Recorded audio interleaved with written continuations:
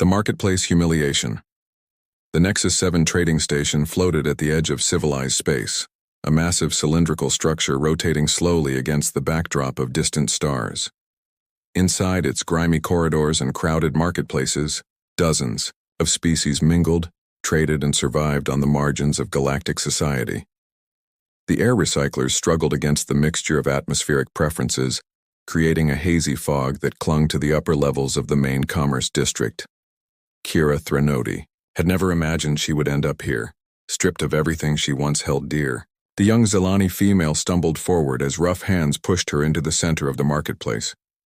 Her pale blue skin, normally protected by the ceremonial robes of her position as a cultural liaison, was exposed to the harsh artificial lights and the cruel gaze of hundreds of onlookers. Her silvery hair, which her people considered sacred and never cut, had been roughly shorn to shoulder length, another deliberate insult to her heritage. The crowd pressed closer, their various species creating a wall of hostile faces. Reptilian scarens hissed their displeasure, while the insectoid Chitek clicked their mandibles in what passed for laughter among their kind. Someone threw the first piece of rotting fruit, a purple mass that splattered against her shoulder. The impact was nothing compared to the humiliation that burned through her. "Traitor!" someone shouted from the crowd. "Selling secrets to the pirates." "She got what she deserved," another voice added, followed by more projectiles. Kira tried to cover herself with her four-fingered hands, but there was too much exposed. Skin, too many angles of attack. Tears ran down her face, mixing with the filth being thrown at her. She had been convicted in a sham trial just hours ago, sentenced to public humiliation before deportation. The real criminals, the station's corrupt administration led by Governor Malcor, had framed her perfectly when she'd discovered their illegal weapons trafficking operation. Marcus Chen pushed through the crowd, his human frame drawing curious, and sometimes fearful glances. He'd arrived at Nexus 7 only 12 hours ago, planning to negotiate a shipping contract for his small freight company. The scene before him made his blood boil. In his 34 years traveling the galaxy, he'd seen plenty of injustice, but something about this particular cruelty struck him deeply. The young alien woman couldn't have been older than 20 standard years, barely an adult by most species' reckoning. Her body language screamed innocence and terror, not guilt. Marcus had developed a good sense for reading people, regardless of species, during his years as a freight captain. This wasn't justice. This was a lynching. Without hesitation, Marcus shrugged off his prized possession, a genuine earth leather jacket that had belonged to his grandfather. It was one of the last things made from real cow leather before the practice was banned, making it virtually priceless. He pushed through the final ring of spectators, ignoring the protests and threats. "That's enough." His voice carried the authority of someone used to commanding a crew through dangerous situations. "This ends now." The crowd hesitated. Humans had a reputation throughout the galaxy, sometimes deserved, sometimes exaggerated. They were known for their unpredictability, their capacity for both incredible violence and unexpected compassion. No one was quite sure which version stood before them now. Marcus reached Kira and immediately wrapped the jacket around her shoulders, pulling it closed to cover her. The leather was warm from his body heat, and it smelled of something alien, but comforting. Earth scents of coffee, machine oil, and something uniquely human. She looked up at him with large amber eyes that reminded him of sunset on Mars. "You're safe now," he said softly, positioning himself between her and the crowd. "I won't let them hurt you anymore." Governor Malcor pushed through the crowd, his Vraxian features twisted in anger. The tall, gray-skinned administrator towered over most species, his forearms gesturing aggressively. "This is station business, human. The female is a convicted criminal. Interfere and you'll share her fate." Marcus didn't flinch.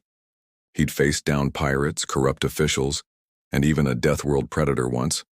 One pompous administrator didn't even register on his threat scale. "I'm invoking Universal Statute 247, the right of sanctuary pending review by an independent tribunal. As a licensed captain in good standing with the Merchant Guild, I have that authority." Malcor's upper arms clenched into fists while his lower arms reached for something at his belt. You have no jurisdiction here. Actually, he does. A new voice entered the conversation. Commander Sarah Pike of the Earth Defense Force stepped into view, her uniform crisp and her hand resting casually on her sidearm. I was wondering why you were in such a hurry to carry out this sentence, Governor. Usually, these things take weeks to process. Unless, of course, you're trying to get rid of evidence quickly. The crowd began to murmur. The presence of an EDF officer changed everything. Earth's military might be small compared to the great galactic powers, but they had a reputation for tenacity and an annoying habit of showing up where corruption festered. Malcor's skin color shifted to a darker gray, a sign of stress among his species. This is an internal matter, Commander. The EDF has no authority here. Oh, but I'm not here officially, Pike said with a smile that didn't reach her eyes. I'm on leave, actually. Just happened to be passing through when I heard about this spectacle. Captain Chen is within his rights to invoke sanctuary, and I'd be happy to serve as a witness to any irregularities in the legal proceedings. The crowd began to disperse, the entertainment value suddenly outweighed by the potential danger of being caught up in a jurisdictional dispute. Marcus kept his arm protectively around Kira's shoulders, feeling her trembling beginning to subside. This isn't over, Malcor hissed, his lower arms making a gesture that Marcus didn't recognize but assumed wasn't complimentary. That female is a danger to station security. Then you won't mind if we review the evidence, Pike said smoothly.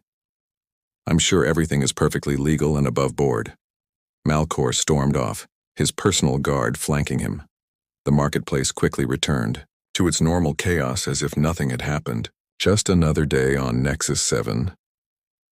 Marcus guided Kira away from the scene, Pike following at a discreet distance to watch their backs. They found a quiet alcove near the human sector of the station, a small cafe that served something approximating coffee.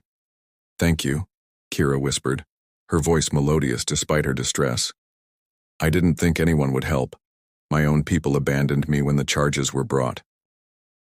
What exactly did they charge you with? Marcus asked, signaling the server for 3 cups of whatever passed for hot beverages. Treason, espionage, and trafficking in classified information, she replied, pulling the jacket tighter around herself. But I'm just a cultural liaison. I was teaching Galactic Standard to refugee children and helping with integration services. Then I accidentally saw something I shouldn't have. Pike leaned forward, her professional interest clearly piqued. What did you see? Kira glanced around nervously before speaking. Weapons. Military-grade weapons being loaded onto ships with pirate markings. Governor Malcor was personally overseeing the transfer. When I tried to report it through proper channels, I was arrested within hours. Marcus and Pike exchanged glances. This was bigger than a simple case of corruption. If Malcor was arming pirates, it could destabilize the entire sector. Do you have any proof? Pike asked. I managed to take some hollows with my personal device, Kira said, but they confiscated everything when I was arrested. They're probably destroyed by now. Maybe not, Marcus said thoughtfully. If Malcor is as arrogant as he seems, he might have kept them as insurance or trophies. Where would he store sensitive materials? His private office in the government sector, Kira said, but it's heavily guarded. No one could get in there. Marcus grinned. The kind of smile that his crew knew meant he was about to do something either brilliant or incredibly stupid. Want to bet? I've got a ship full of creative troublemakers who love a challenge. Pike, how do you feel about a little breaking and entering? I'm on leave, remember? Pike said. But she was smiling too. What I do with my vacation time is my business. For the first time since her ordeal began, Kira felt something other than despair. These humans were insane, but their particular brand of insanity might just save her life and expose the truth. The truth unveiled. The Aurora's dream wasn't much to look at from the outside. Marcus's freighter appeared to be just another battered cargo hauler among hundreds docked at Nexus 7. But appearances were deceiving. The ship had been modified with hidden compartments, upgraded shields, and a surprisingly sophisticated sensor package. Marcus's crew of 6 humans and 2 allied aliens had turned the vessel into something special. Captain's back, announced Tommy Walsh, the ship's engineer, as Marcus, Pike and Kira boarded. And he's brought friends. Let me guess, we're about to do something stupidly heroic again? You know me so well, Marcus replied, leading them to the ship's common area. Everyone, this is Kira. She's been framed by our friendly neighborhood corrupt governor. Commander Pike you all know from that incident at Barnard Star. The crew gathered around, a motley collection of individuals who'd found family among the stars. There was Dr. Yuki Tanaka, the ship's medic who doubled as their computer specialist. The twins, Alex and Morgan Rivera, handled navigation and weapons respectively. Jax, a Torellian whose real name was unpronounceable by human tongues, served as pilot. And finally Zara, a Kelvin who'd fled her homeworld's rigid caste system to find freedom among humans. So what's the plan, Cap? Alex asked, already pulling up station schematics on his datapad. Marcus outlined the situation while Yuki examined Kira's injuries, applying a dermal regenerator to the worst of the bruising. The Zalani woman seemed overwhelmed by the sudden support after her ordeal. The governor's office is in Section C, Level 12, Kira provided, her voice growing stronger. Security changes shifts at 0200 station time. That's in about 6 hours. I can hack their surveillance system, Yuki offered, her fingers already dancing over her console. Give you maybe a 15-minute window before anyone notices the loop. I'll create a distraction, Pike added. There's a bar in Section B where off-duty security tends to gather. A few drinks, a few inappropriate comments about their mothers, and I can probably start a brawl that'll draw attention. Zara and I can handle the extraction, Jack said. His chittering voice translated through the universal translator. My people's ability to scale walls and Zara's chameleonic skin should get us in and out unseen. Marcus nodded, pieces of the plan falling into place. But Kira shook her head. You're all risking too much for someone you don't even know. Why? It's what humans do, Morgan said with a shrug. We see injustice, we act. Sometimes stupidly, but we act. Plus, Tommy added, we really don't like bullies. Personal thing. The next hours were spent in preparation. Yuki worked her magic on the station's networks, creating backdoors and false data trails. The twins modified some equipment to serve as breaching tools if needed. Marcus and Pike refined the plan, accounting for contingencies. Kira watched it all with growing amazement. Her own people, the Zalani, were peaceful to the point of pacifism. They avoided conflict at all costs, which was why she'd been such an easy target for Malcor's frame-up. But these humans embraced danger like an old friend. Your species is very strange, she told Marcus as he checked his equipment. You risk everything for a stranger. Not strange, just human, he replied. We have a saying on Earth. The only thing necessary for the triumph of evil is for good people to do nothing. I've done enough nothing in my life. Time to do something. At 0145, they moved into position. Pike headed to the bar, dressed in civilian clothes and radiating the kind of aggressive energy that would definitely start trouble. Yuki remained on the ship, fingers poised over her keyboards. The rest of the team moved through the station's maintenance tunnels, avoiding the main corridors. Security feed going on loop. Now, Yuki's voice crackled through their earpieces. You've got 15 minutes, maybe 20 if we're lucky. Jack scaled the exterior wall of the government sector with disturbing ease, his 4 insectoid limbs finding purchase on seemingly smooth surfaces. Zara followed, her skin shifting to match the grimy metal of the station's superstructure. They disappeared through a ventilation grate. Inside Malcor's office, they found exactly what they were looking for. The governor's arrogance had indeed led him to keep trophies. Not just Kira's evidence, but documents, recordings, and data chips documenting years of illegal activities. Weapons trafficking, embezzlement, slave trading, even assassination contracts. Jackpot, Jax whispered, filling a bag with the evidence. This guy's been busy. Movement in the corridor, Yuki warned. 2 guards, not part of the regular patrol. Pike, we need that distraction now, Marcus said into his comm. On it, Pike, replied, and seconds later they heard alarms from Section B. Bar fight in progress, security responding. The guards outside Malcor's office hesitated, then ran toward the disturbance. Jax and Zara made their escape sliding down the exterior wall with their precious cargo. They regrouped at the ship, hearts pounding but mission accomplished. Now, what? Kira asked. Even with evidence, Malcor controls the station's legal system. Now we bypass the local system entirely, Marcus said with a grin. Yuki, can you broadcast this evidence on every screen, holoprojector, and communication device on the station? Can I? Yuki scoffed. Watch me work, Captain. The next morning, Nexus 7 woke up to a very different reality. Every public display showed Governor Malcor accepting bribes, discussing murder, and laughing about framing innocent people. The evidence of Kira's innocence was undeniable, her only crime being in the wrong place at the wrong time. The reaction was immediate and fierce. The various species on the station had tolerated corruption because it hadn't affected them directly. But seeing the extent of Malcor's crimes, including evidence that he'd been selling their children to slavers, turned tolerance into rage.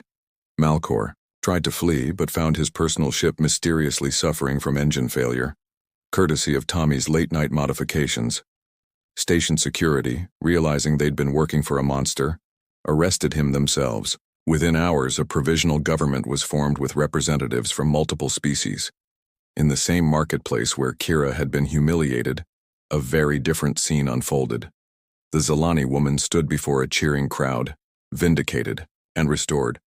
But she insisted Marcus stand with her, still wearing his grandfather's jacket. This human and his crew risked everything for justice, she announced, her voice carrying across the square. They saw a stranger in need and acted, without hesitation. This is the galaxy I want to live in, where different species stand together against tyranny. The crowd erupted in approval. Someone started chanting, "Chen, Chen, Chen," and soon the entire marketplace joined in. Marcus looked uncomfortable with the attention, but Pike nudged him forward. "Say something inspiring," she whispered. "It's what heroes do." Marcus cleared his throat, looking out at the sea of alien faces. "I'm no hero. I'm just a freighter captain who couldn't stand by and watch injustice happen. Any one of you would have done the same if you'd had the chance. Today proved that.